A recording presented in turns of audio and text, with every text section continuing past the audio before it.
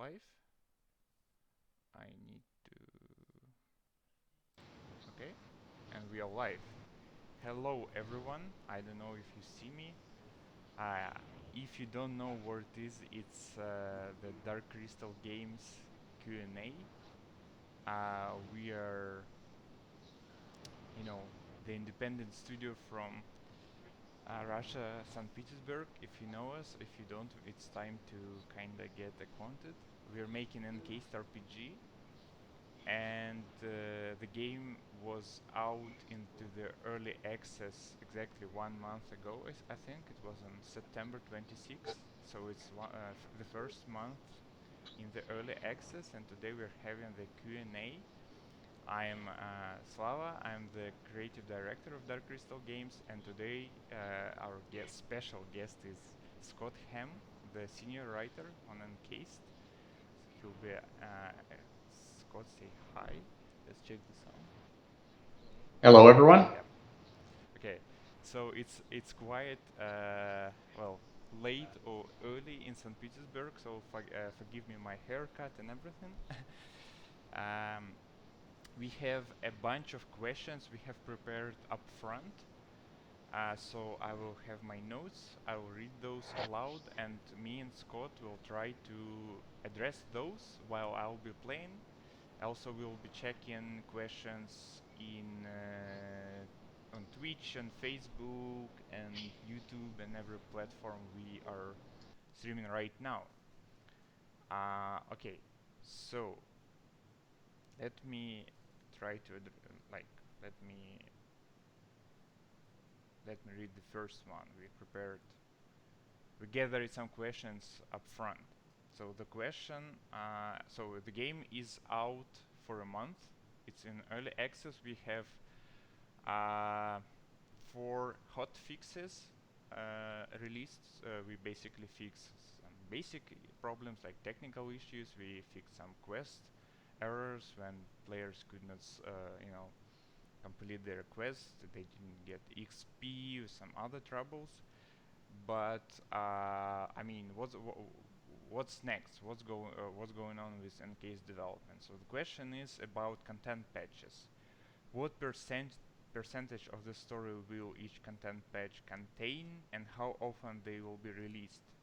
Are you already creating new content, or are you still in the process of constantly redesigning your basic mechanics? So I suppose this is question for me, because I'm the guy who's supposed to keep the game on schedule and to you know to continue with the development. So as I said, we have when we release something as initial early access release, or it will be content patches which are coming, there will be some smaller fixes as hot fixes released every sometime, but those are small. Those are just to address some, as I said, technical problems and smaller bugs and stuff like this. What we're doing now is we're making the, let's call it patch 1, which is a huge update, huge expansion for Encased early access. We don't have the very precise date just yet, but it's gonna be in the December, somewhere in the middle of December, and this will be a huge update for the current content of the game for on the both story sides and the mechanics and general improvements and such. There will be multiple of those content patches during the early access. So the first one will be somewhere in December. You may count on like December the 10th or something around that date. We'll have another somewhere in winter, like after the new year, basically, and we'll see what goes next. So there will be multiple like big chunks of updates, for which each update will add, you know, a lot of new quests, a lot of new random encounters, improved mechanics, those skills and abilities which doesn't work right now.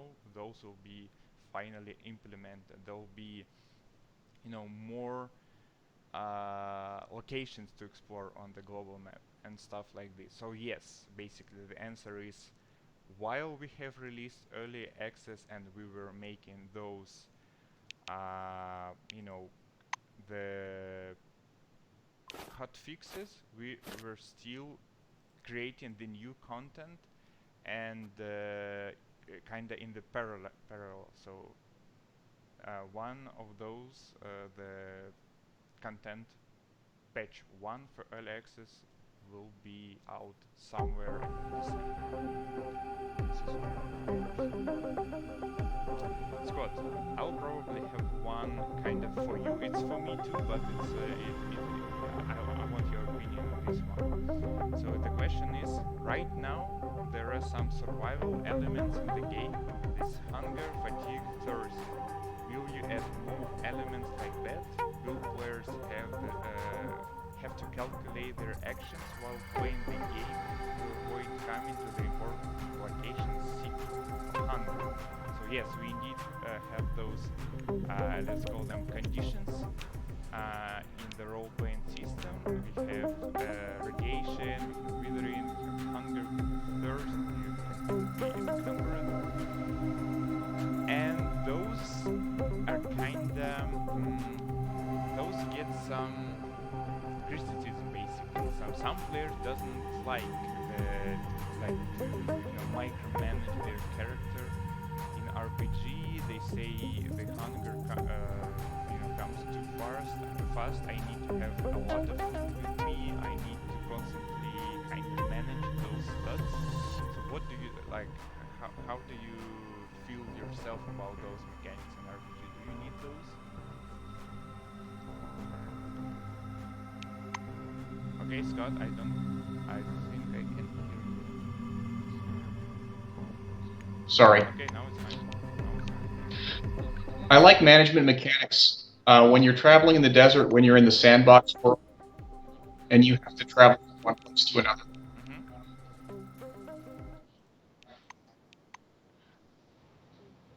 I like that added element in an RPG where you need to plan ahead for. And sometimes you get, you get ambushed. Your character gets wounded. You get distracted from your original purpose. You're short on food, and now you've got more parameters to manage. Sort of an extra challenge, something unexpected happens. I like that as long as it's not a case where you need to carry so much food, it's giving you encumbrance penalties and being annoying. Yep. Okay. Yeah, that makes sense. So basically, for us, the plan is pretty simple. Those are staying for now. They will definitely be in the patch 1, the the big expansion that is coming. Um, we will definitely put some balancing act to kind of tweak the values, like how fast you get your hunger and different levels of hunger and everything. But in the future, we are thinking to make it optional. Can you turn your mic off for now, because it's echoing?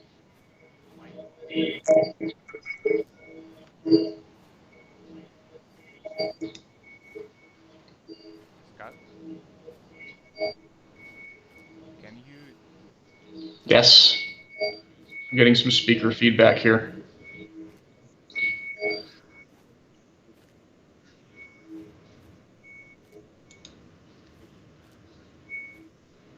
Sorry, I didn't catch that.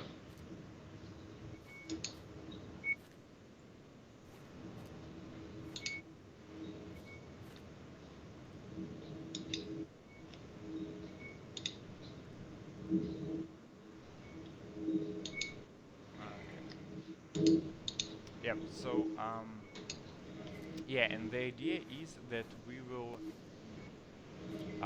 basically either will uh,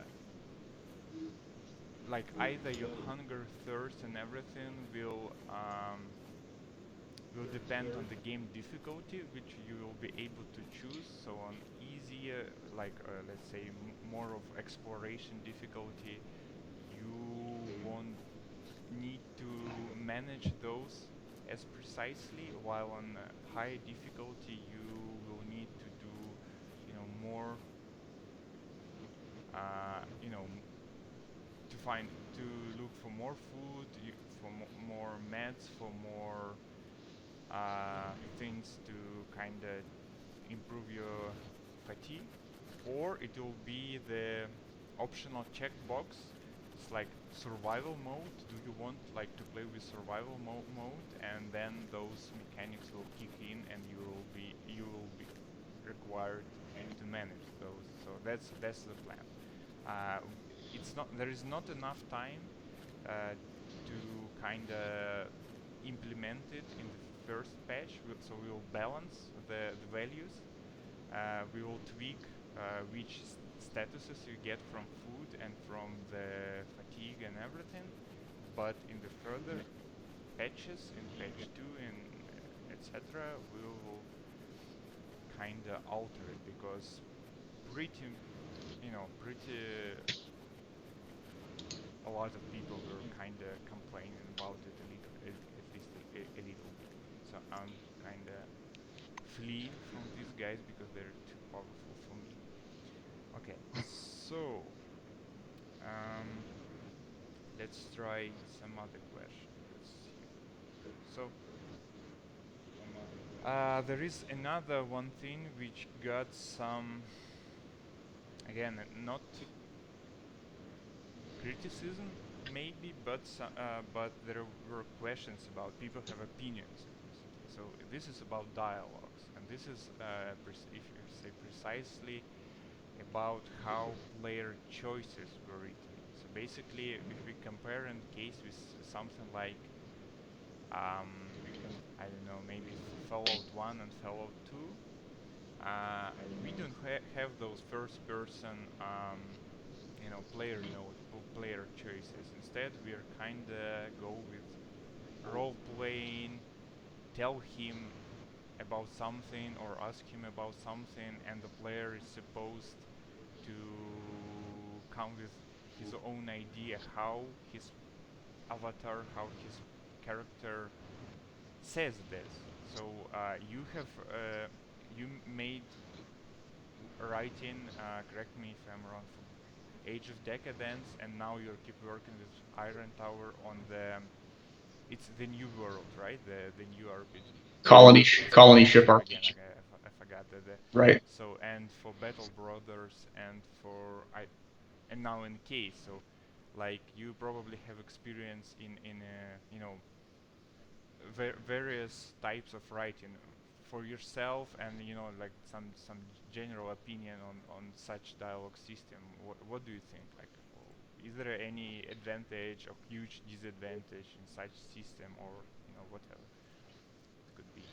I don't think the first person delivery that we're using in Encased is as any disadvantage. It's almost the same. It's almost the same system. It's mostly just a different syntax. And I think that there's really a lot of different options that Encased introduces with the 5 different wing system. In a game like Fallout, you basically, when you start the game, you have one faction. You're the Vault 13 person who's sent out into the wasteland. And Encased, you've got 5 different starting backgrounds. And from the writing I've done and from the bit of playing I've done in the first release of the game, you can see right away there's very different routes to take and a lot of different options. Yeah, exactly. So, as a developer, I obviously need to kind of defend this sort of system, and there were both, kind of development production reasons to do this, and there were also role playing reasons, because we think for this variety of options we want to provide for the player in every conversation. It's nearly impossible to write the kind of consistent character, because if your lines are in the first written from the first person, those are very specific. So this means if you have some sort of the character in mind, you need those types of lines in each and every dialogue. Otherwise, your character will be inconsistent. One time he talks as one sort of the person. If there is no like system, A yeah, tough guy. yeah, it's a tough guy, for instance, or like dumb guy or whatever. No, kinda nobody provides this amount of lines, this amount of choices in the you know in a CRPG at least. In the tabletop RPG, obviously you're much more you have much more freedom, and this writing we are making for Encased, we are kinda try to uh, give you the direction, but you can fill the blanks yourself with your imagination. How exactly your character says this is up to you basically. But we provide you a lot of options and provide you a lot of reactivity on the your NPC side. NPCs react to everything you do. They remember everything you have said. They remember which wing you are. Your starts are checked everywhere, and and etc. and stuff like this. I think once people play the game for a few hours, that the distinction between the first person system and the traditional system will fade away. Yep, at least this was the same for Divinity Original Sin 1 and 2 basically. Well, for the second one. So, and yeah, there were some complaints too, but on the large scale, this is pretty fluid system. It should work well. Um, all right, let's get our questions backlog. Um, so okay, let's pick up one. There are different factions in the game. Will it be possible to impersonate an enemy or neutral faction member in order to sabotage or get nice items, crucial info, by wearing appropriate equipment, for example? Um, well, there is a lot to say about factions in Encased. If you have played the early access version, for instance, you played the prologue, the Magellan station, you probably have seen how much reactivity there is on the faction department. So um, I don't have much in my in this character because I kinda skipped some parts of the game. But your starting wing and your like the choices you made in questing, the sites you have taken, those all add points towards certain factions' attitude. It could be going to the positive or going to the negative with one faction and another. So when you help someone, you probably screw up with other faction reputation. Uh, After the kinda the prologue, we won't spoil because there maybe there some people who haven't played the game yet. We hope at least, and they will pick it up later. After the events of the prologue, there are other factions, like kinda the new factions, which are descendants of the original Wings and of the faction that Kronos have splitting up into. And I mean, again, all your choices, everything you do for one faction will affect other factions, and those other factions will kind of remember it and react to it. And there are still some mechanics in the development which we don't have yet, but we'll have those soon. Uh, for instance, we have entire skill tree of stealth, which is not uh, I mean, it's not heavily present in the game at the moment. All the abilities are kind of locked.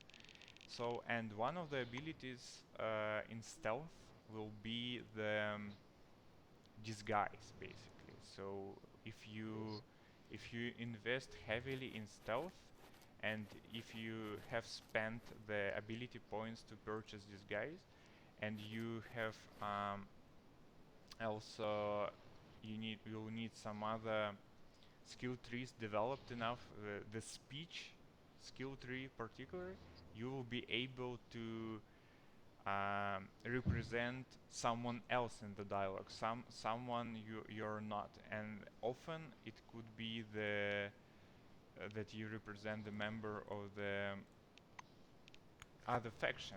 So you can screw up with this, and you can kind of make some interesting, interesting choices based on that. So yes, the answer will be you will be able kinda to pretend as another person, but it will be a little bit later, maybe even not in the patch one. So, but it's coming.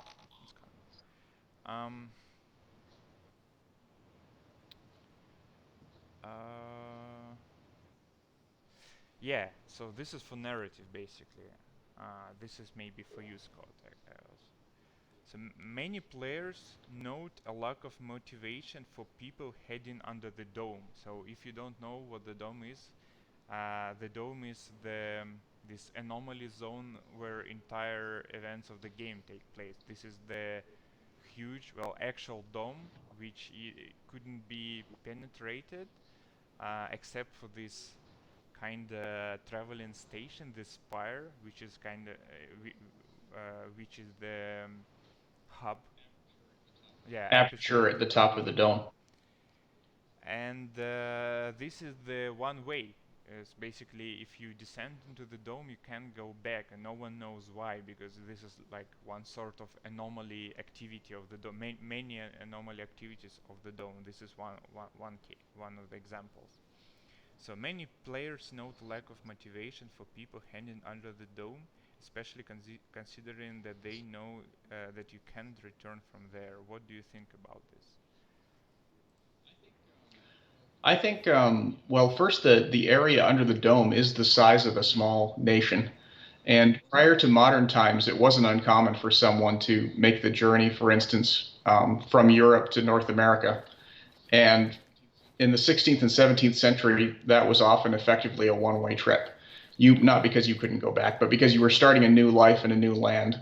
And in modern times, as the game is set in the 1970s, the opportunity to explore an entirely new frontier with alien technology, strange creatures, and also the comforts that Cronus is providing to people might seem really enticing to a lot of people in the world. It's something that you can't get anywhere else. And as far as the one-way trip, um, when the game starts, everyone believes it's a one-way trip, but no one knows that the secret may be discovered down the road. People may be able to leave one day. If something's uncovered, maybe the mechanism will be uncovered. Maybe one of the anomalies will reveal teleportation or something that would allow people to get outside the dome. But even with that possibility aside, I think a lot of people in the real world would be enticed by what's on Yeah, that's offer. exactly the point we were making with entire narrative. It's Dome is unique discovery, so yeah, that's why there are so many adventures, and there's like soldiers, like, oh, not exactly soldiers, black wing of the military, scientists, technicians, and everyone else. There is a challenge for everyone. This is the new, indeed, the new America, basically, the new America. Many so yeah, I mean, we will obviously keep working on the explaining the narrative and explaining the motivation for characters and the world, and maybe for yourself. But obviously, you can make up the motivation for your own character. And again, there is a lot of changes coming into the patch 1 to the kind of the structure of the prologue and the act 1, and I think we'll make a better job there, kind of building this narrative of why people why people descend into the dome, why what they're doing here, and what is their motivation basically. Okay, so I found that guy. You people probably know. You probably have seen this guy somewhere in some other game maybe. Okay, next one. Let's see what we got. Um, so the question is, you rarely talk about. Okay, um, I doubt here. Psyche, basically, our eighth stud. Scott, help me with this one. How do I read this? Is it uh, Psyche? Psyche? How do you call it? The I'm sorry, which question? the new stat that we have, which is for psi abilities. Psyche. Okay, Psyche, psyche, psyche. psyche. I always did it wrong, basically, which is which is fine. So you rarely talk about psyche. Will it be possible to create a post-apocalyptic wizard like in classic fantasy RPGs, or you have other plans for this attribute? So okay, so we have this Psyche attribute. It's a main stat which is quite important. It governs your resilience, which is a secondary attribute, which is your resistance against all sorts of negative mental statuses. Also, your psionics, basically skill branch, is dependent on it, because psionics is not really present in this initial early access build. It's kind of hard to perceive how important this stat is, but it's really important.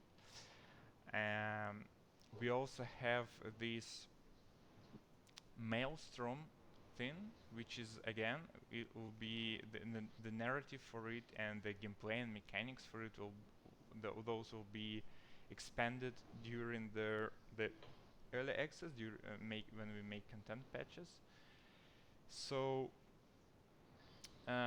if you talk about making your, fantasy wizard in Encased, this is probably a no. But as for, I mean, if we can, you people probably can see. Well, Slavo, what kind Yeah, of exactly. psychic abilities That's will I wanted players get through to read this. psionics? So if you check out the Psi branch, you can see there is like everything is dependent on your conscience, on your mind, basically.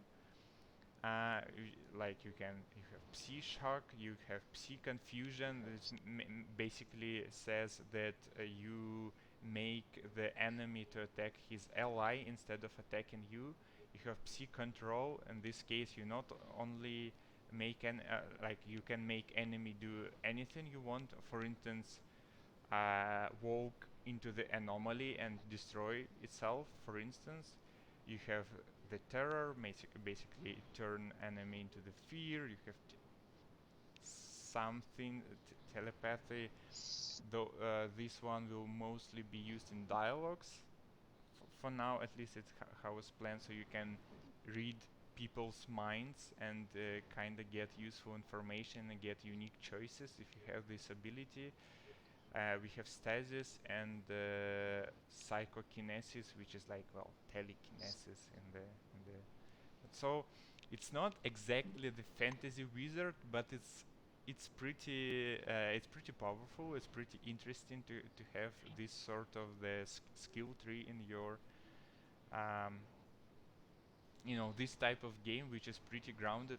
It won't we won't go nuts with fireballs, and meteor showers and stuff like this, but it will be pretty interesting, and the playthrough for this character, it will be pretty unique in this sense. I don't know. What do you think about it? Is it good to have some unique skill branch because Fallout games. Uh, I think it's a great idea. Yeah, I think psionics is definitely, and when you're talking about the post-apocalypse and science fiction games, it differentiates it from just the straight, shooting people, shooting people, sneaking, telling lies. you It can adds a whole other tell element. lies, but the source of your inspiration to say something will be your mind reading, which is pretty cool, right? So okay, I have something. Um, do I have a question specifically for you? Let me see. Um,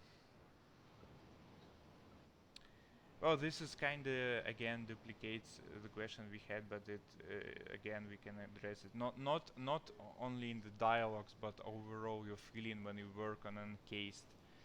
What do you feel about the freedom and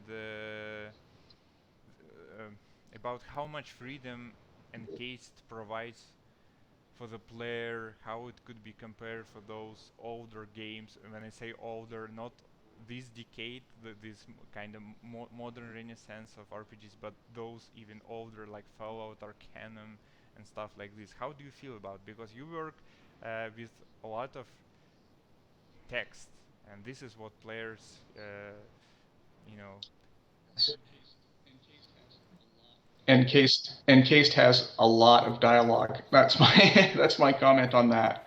It's staggering how many different conversations there are and how many different routes you can go based on the different type of character you have. I was very interested right away in playing the orange character because I anticipated the character would be an outcast and they would be treated cruelly wherever they went. But really, the game branches even beyond that because I didn't anticipate that the other oranges would form a community, that you would be welcomed by people of your own wing, and that some people in the game actually would be sympathetic to someone coming from the convict background who is really getting a hard time almost everywhere you go. And then I also like the fact that Blackwing people you would run into would behave pretty much as you would expect. Someone with a military background, their attitude towards a convict was immediately dismissive or cruel. And I like the challenge of taking a character like that and stepping out of the society and maybe, using violence to get what you want or deceit and behaving that way. But just from the writing, I can tell you there's tons of options.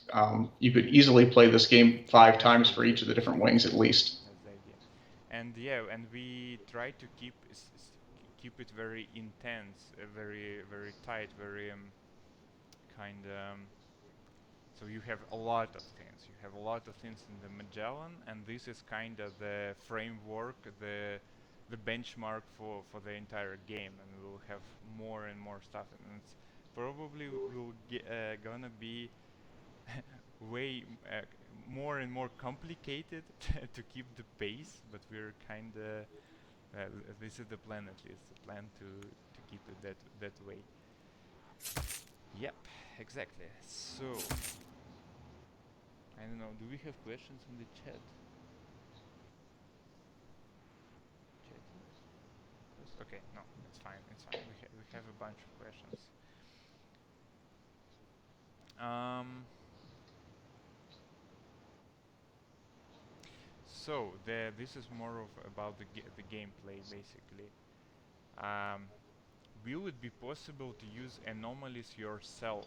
For example, a character throws a grenade-like sphere and spawns a gravity anomaly beneath an opponent, which prevents him from moving a couple of turns, for instance. That would allow the characters uh, without developed Psyche, again, I forgot, to also use the magic. Um, so, yes, Psyche. He's talking about Psyche. So, um, this is tough questions. So from the mechanic standpoint of view, um, you probably won't be able to create new anomalies by yourself, though we already have at least one encounter where you um, use anomaly like puzzle to try to kill the enemy. We have one encounter in the early access on the in the swamps, where is those like three um, metallic traps which kind of cast electricity when someone is stand into it. So you can kind of lure your enemy into it and trigger it, and this will stun him for a while and will decrease his energetic resistance, which will help you to kill the enemy. So, and to make those things work, you need first to repair a generator which is attached to it. Oh, actually, you don't need to do it now, but you will require to do it in the next patch or something. But you probably won't be able to kind of cast anomalies in place, like create new anomalies, but you definitely will be able to use anomalies in combat or in exploration for your advantage and exploit those to kind of trick and lure characters to trigger anomaly and get, well, killed or smashed or stunned or slowed or something, because there are various types of anomalies. Some are toxic, some are energetic, some are kind of have gravitational nature and stuff like this. And yeah, there will be anomalies which are designed specifically for combat, which are growing each turn of the combat, so you need to constantly reposition yourself, otherwise you'll get sucked into it, and enemies will be smart enough to kind of avoid it too, but you are able to knock him down, and he'll be then sucked in anomaly, and you don't need to deal with your enemy yourself. So you can do something like this.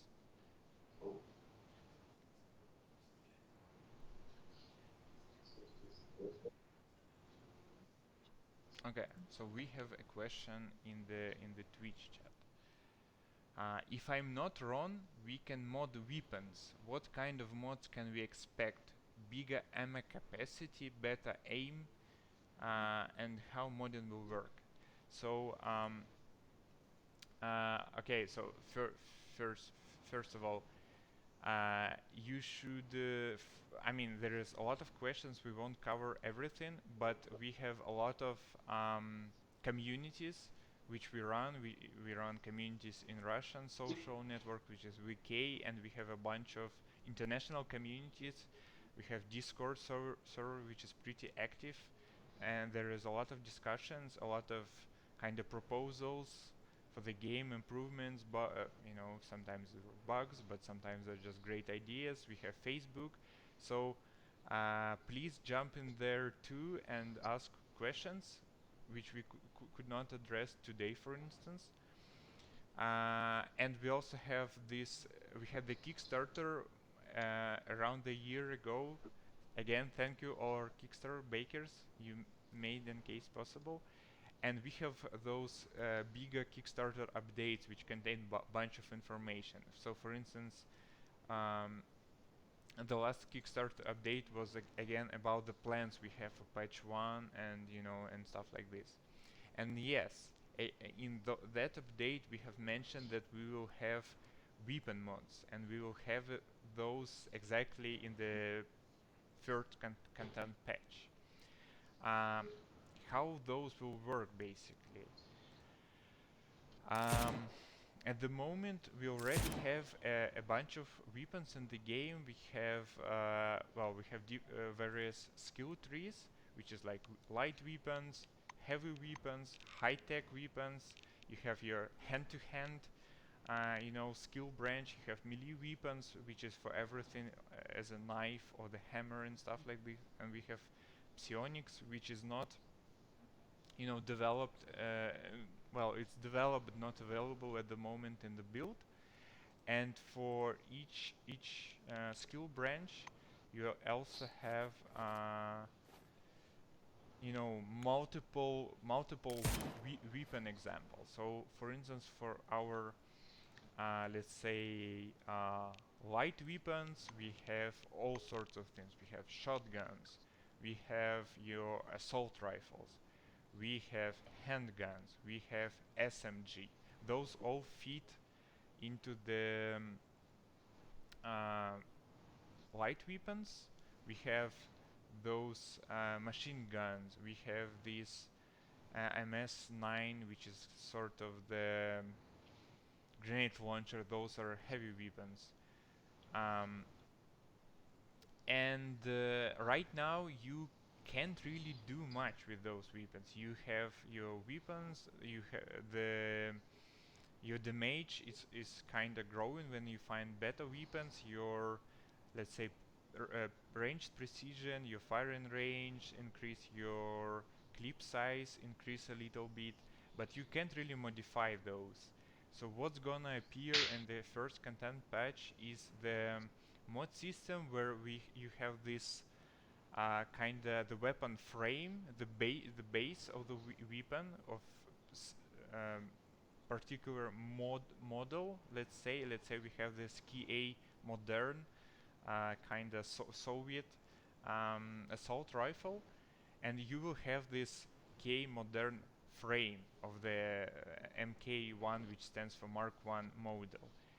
Uh, but you will be able to change most of the things which are attached to this frame, which is the ammo clip, which is the your barrel, how it's called, like the silencer, the um, well, scope is not for barrel. Yeah, the scope, Scope, the handle, which helps you to kind of yeah, the stock and everything. So basically, stock, depending on how advanced the mark, the model of this weapon is, you have different amount of slots where you can put attachments. So if you found this assault rifle which has this particular scope but don't have the scope at all, this now in the in the next patch, basically you'll be able to find a lot of various scopes, and each scope can be attached to multiple weapon types because those are kind of compatible. Sometimes they won't be compatible, but for certain range of weapons, those will be, and you will be able to modify your weapon heavily. So yeah, that's what's coming for the how weapon system will change, and it will be advancing with every patch. For first content patch, we at least are introducing uh, the kind of the frame and the weapon mod system, which you'll be able to use and to improve your weapons heavily comparing to what you have now. Um, how will perks work, and how will the character obtain those? For example, will there be a cockroach phobia perk that force a character to react in a certain way and receive advantages and disadvantages to the characteristics in the fight against cockroaches? So in this build we don't I'm playing right now, we don't have many perks. We have the kinda okay, I found something. Um, we have the perks in your character sheet, but you can only get very few perks by reading books, which you find, for instance, in the Magellan Station. But in the more advanced builds, which are preparing for the content patch 1, we already have this window, uh, and we have the perk system kind of advanced. So basically, uh, quite similar to the Fallout games, you will be able you will receive perk points every several levels when you level up, and you will be able to spend those on on the selection of perks which will be available. You will need to improve your certain stats to be able to pick the perks you want. So there will be requirements. And some perks will require the level, the particular primary attribute, for instance, the muscle. Uh, the the skill branch will need to be developed to a certain degree to be able to pick particular perk, or you need to have previous level of the perk or previous perk to be able to do this. But basically it's very similar to Fallout, so everything you had in there you can expect and even more. There is also one thing we haven't talked much about. We'll have those kinda very specific NPCs, very specific characters in towns around the world, around the dome, and those will have various kind of tests for you. So the guy may ask you to do something as similar as killing 20 rats, or he can ask you to do some, I mean, really the heroic feat of some kind, like kind of save the village. And when you do those, you return to the guy, and he kind of grants you very specific perks, which you won't be able to learn through your character sheet otherwise. So that's a mm, kind of heroic system we'll have in the game. So you'll need to find those NPCs. You'll need do you need tasks for those, and they will kind of teach you. They will kind of grant you specific abilities, specific perks in this case. Okay. So Scott, I have a question for you, because as I know you have some limited time for today. Um, so again, you work with Iron Tower guys. You work with I forgot how the studio is called for Battle Brothers, and you work with and now you work with Overhyped. Russians. So how and the item RPG too. I forgot Yep, the Atom name. So RPG there is too. like two kinda CIS-based developers. So the specifics of the development for us is the entire game, well, not entire, but a lot of huge parts of the game are written in Russian. First, we create the narrative, and then we start working with you to make the adaptation. How do you how do you feel? What's different between? I mean, you let's say working in the international team, or just English, speaking developers, and working with us, for instance. What is the difference in the in the base material we have? Is it any different? Any jokes you can get? Any anything? Yeah, yeah. It's really interesting. I really enjoy reworking stuff. Some jokes just aren't going to translate from Russian, or stuff I don't get. I haggle with your lead writer over there over details. Sometimes we go back and forth, and if we can't come to a decision, he just says, "Take it up with Slava."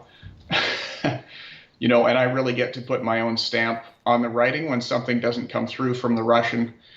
I obviously put my own jokes in there and fix stuff up.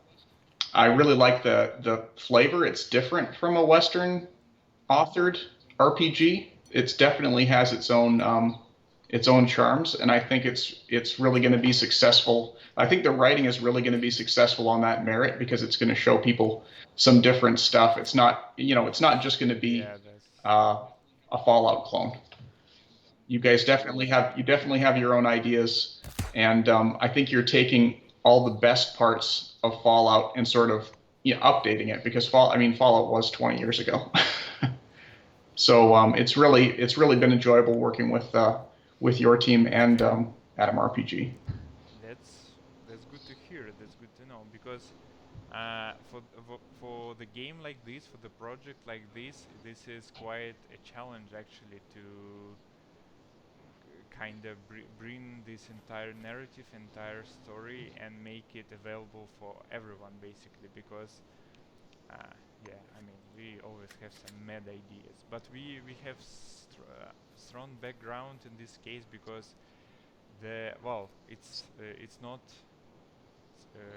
exactly the same as roadside picnic, but we obviously have some inspiration in Soviet and Russian and international, sci-fi and Strugatsky brothers, for instance. So I mean, there is quite some ideas are kind of already known for the Western audience or international audience, but there is still, I mean, a huge ocean of ideas we can implement, and those will be pretty fresh. And I mean, Fallout is really very American thing about and the territory and everything is in USA, and it's kind of translates for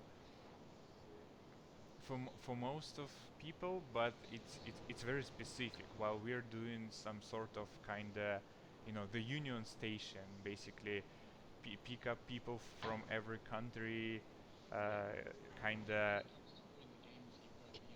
Right. That really comes through in the game that you've got the international. It's an Okay, international, that's desert excellent. under the dome there. Okay, I have. Do you have some more time to stick with us? Okay. Sure, sure, I can stay for a bit longer. In the chat. Who's in the chat? Um. Okay, I'll read one. Um. Okay. How much will the player's action affect the story and the world around him, apart from the fact that you can fall in the elevator and die at the beginning of the game? Will the player be able to say destroy all but one of the factions? Will all towns be inhabited by the factions only? By this faction only, sorry, I'm sorry. Um, so let's. I mean, again, it's easy to promise something. It's hard to actually implement this. But if you already have played at least the Magellan Station, which is the very first kind of huge, you probably can call it the settlement, but it's not exactly the settlement. It will be reworked heavily in the patch one. Entire approach of the prologue will be reworked, but you probably already can see that we kinda track everything you do. We Every choice you make, is it towards the particular NPC, or it is towards the entire wing of that NPC on the entire, let's say, Magellan Station, if your decision affects the inhabitants in some way. We keep, we track everything. I mean, there is those telltale games where they say Clementine will remember this when you make the choice. So in Encased, people and the game actually remembers everything you do. So you'll get the consequences of some choices you made in the prologue, basically, somewhere in the game. We'll keep track everything you do during the game. We'll track every kind of choice you made towards certain faction, so the people of that faction will have attitude toward you. For the kind of, can you destroy all but one factions? Yes, you can destroy all but one factions, or you can destroy every faction and have your own way. So we basically develop the core story of the game as if you can join any of the factions and try to kind of survive and become bigger and more stronger, or you have your completely neutral path when you don't really join any of the factions and you do your own thing and you have your choices and your specific kind of branch of the story. So when you are writing the well, let's call it the content, or you're playing the game, do you feel that what you have said or what you have done, um, it's kind of there is a reactivity what you do.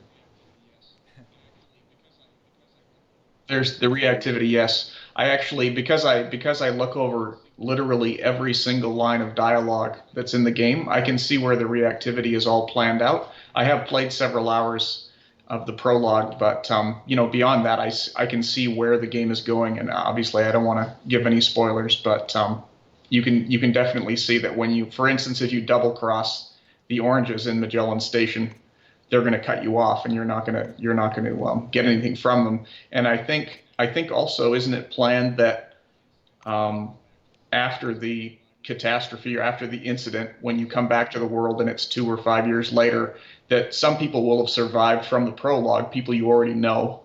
So people you mistreated then will be in this new Wild West um, fighting factions world, and you might find yourself in a hole if you made too many enemies at the start. All right. Okay.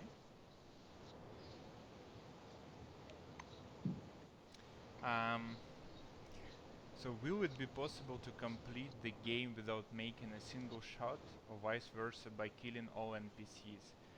Um, yeah, I mean, again, in the you only have the limited part of the game right now, so it's not really present. But when we kind of in the final release, we're definitely going to some extreme playthroughs. And when I mean extreme, it's when you have a very specific character, for instance, or you kind of do it in a very specific way. For instance, if you have a character that only have one intelligence, like one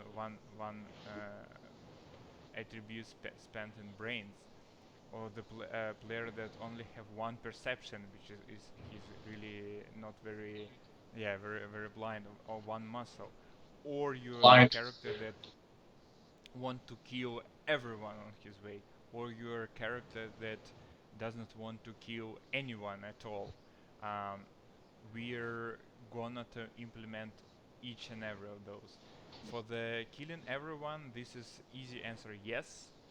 My background, for instance, in Divinity games at Larian, we always try to make it possible to kill each and every NPC. It doesn't really matter how important he is for the story. The game will adapt. The game will kinda provide you a solution how to proceed further with your quests. Um, there is always some other solution. For instance, I don't know, hack the terminal, something easy, the simplest which comes to mind, but there will be others. If you have killed that particular NPC, it's not the end, basically. And the same goes for the ability uh, to not kill anyone at all. Okay, I have the invisible cockroach. It's fine. Okay, no, the game is stuck. Um, so yeah, you'll be able to talk your way through. You'll be able to sneak past the enemies. You will be able. Well, this is maybe not the very kind of not really goes with the way not killing anyone, but you can rely on your party members to kill someone, but not your character if it kind of fits in this. Yeah, we are going to do all of those.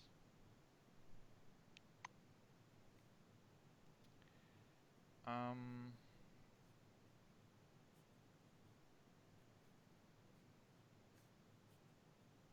so you mentioned you were working on a stealth system.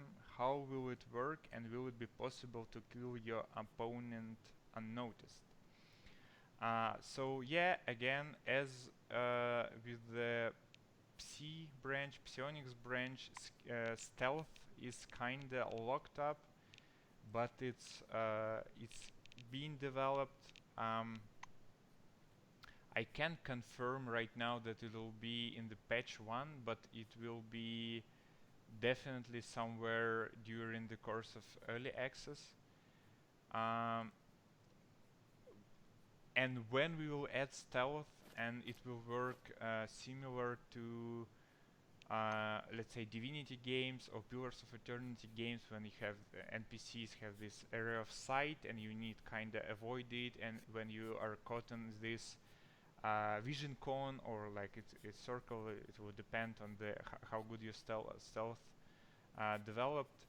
You have some small time frame to kinda go back and avoid being spotted. And again, with this weapon mod system we have talked previously, you will be able to attach silencers to your weapons, and there will be new params on the weapons, which is like loudness, which basically show how loud your weapon is, and this will govern the ability to kill someone unnoticed. So if your gun is silenced, or you're using, for instance, knives or some melee weapons like sheaves, you'll be able to sneak on the enemy, kill him before he alerts his other friends, basically. So you will be able to put them down one by one, basically. Yeah. This is how stealth will work. Um, will the NPCs respond to stealing, immoral activities, and drug use in their vicinity? If so, how will the whole system be implemented?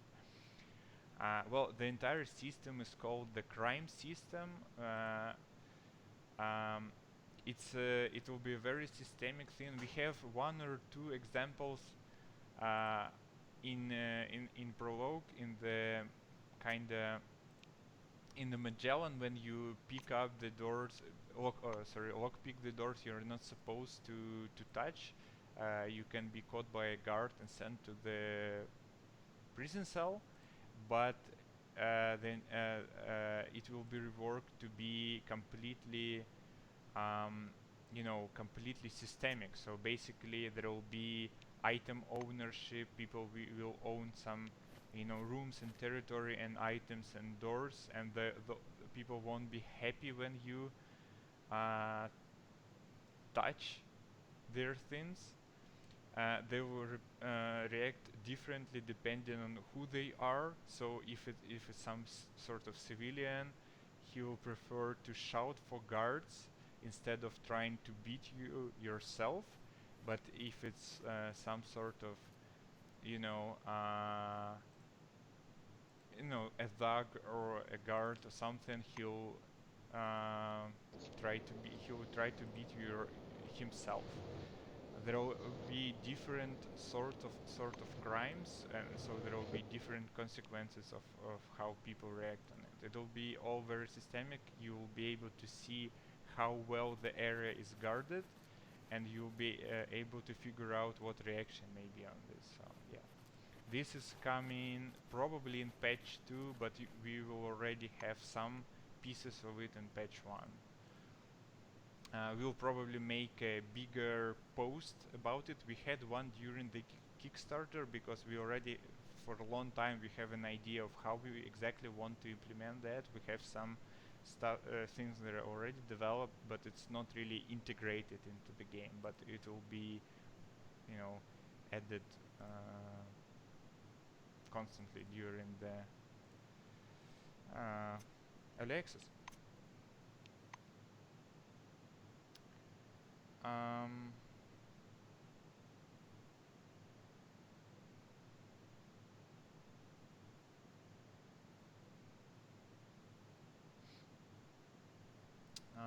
I'm actually running out of questions for soon, so I'll have just couple of more questions, and we're done with it, I suppose, for today.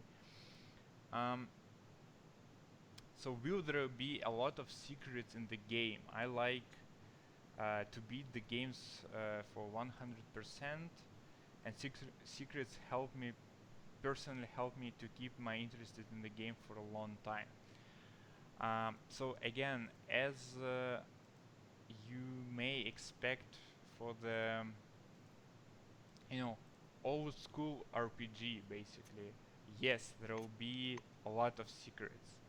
There will be um, hidden passages, so you need a lot of perception to spot those, and if you spot those there might be a trap behind it, and if you defuse the trap there will be some reward. There are hidden items in the world, so this is really important for us, the game when the game demonstrates you how special you are. So if you have high intelligence, we will try to show you a lot of special choices for your high intelligent characters, a lot of options. If you have high perception to spot hidden things, the game will kind of pop up here and there telling you, hey, you spotted this thing. Other character which doesn't have the perception that high will not be able to spot. So basically, yes, there will be entire layer of hidden things for you in encased in various locations and stuff like this. So в чате есть вопросы? Okay. So my colleague says there is not, at least not many questions in the chat. We are kind of passing an hour, so that's probably it for today. Again, Scott, thank you for being with us. Thank you for answering questions. Scott is a great writer, so please follow him on over his social media. If you have, I think you have Twitter at very least. So yes, keep an eye on his projects. He was working on Encased, but he's doing some other great RPGs too, and yep, and he'll be keep writing Thanks, Lava. on Encased. For us, as I said, keep an eye on the our social media, on our Discord server, because on the Steam forums, for instance, Steam Hub, because a lot of people kind of contribute to the game by sending feedback, sending ideas. We have this give feedback form in the game where you can send us the screenshot and tell about the problems you have, tell us about the ideas you have. We receive everything, we kinda put it all together, we analyze it, and we decide, okay, we can do this and we will put it on this patch or some another patch in the future. The game is out, the game in early access on Steam, so there will be some links. Check it out on Steam if you still don't have it. It is also available on GOG, it has the in develop kinda sort of early access analog on GOG, and it's on some other storefronts I forgot, but there will be links for those. So yes, uh, there is at least 10 hours of pretty rich RPG experience in the early access at the moment, and we will keep adding content at least 10 hours. Some people play for 16 and 20 hours because they do every quest and find every secret, as we discussed um, just recently. So yes, that's it for today. Thank you for coming to on the stream. We'll do more of these Q&A sections if you like those. It all depends on your feedback. And that's it for today. Thank you. I'm probably turning this down. Bye bye.